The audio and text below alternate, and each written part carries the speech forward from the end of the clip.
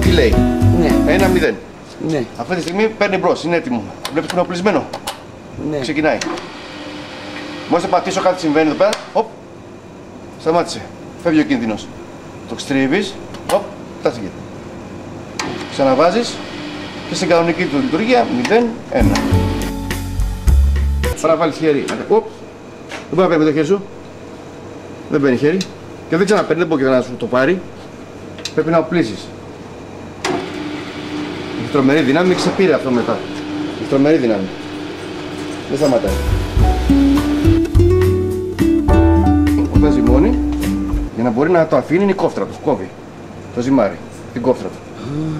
Αυτό είναι γιατί είναι μεγάλος ο κάδος και άμα ξεκινήσει να μένει το ζυμάρι εδώ πέρα και να ζυμώνει το ουσιαστικά. Γι' αυτό είναι επειδή είναι μεγάλος ο κάδος.